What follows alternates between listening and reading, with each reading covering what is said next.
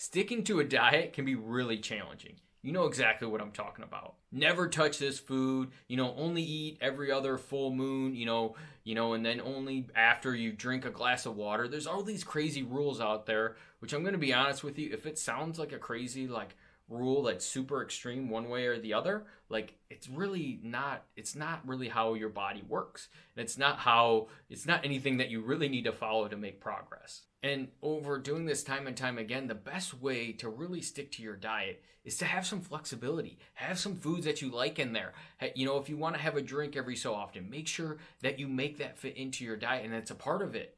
Because the more flexible it is, when life inevitably throws you that wrench, that it will, things aren't going to go to plan.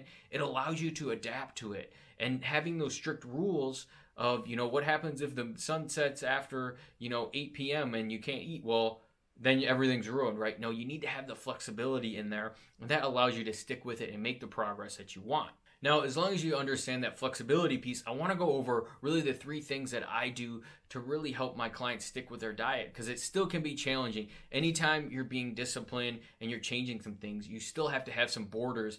So I want to make it as easy as possible.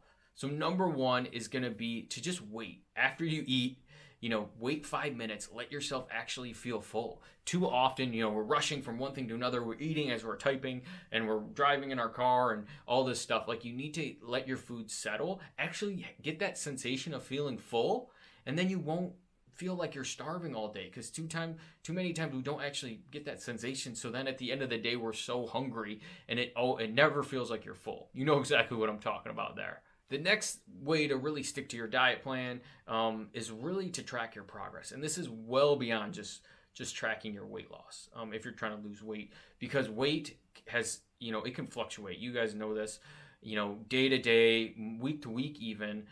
Even if you're sticking to your plan, you're nailing it, the fluid levels can really change a lot, especially for females, to where you could be crushing it, but your weight isn't moving where you want it to be. So you may think that you're failing because you're tracking your weight.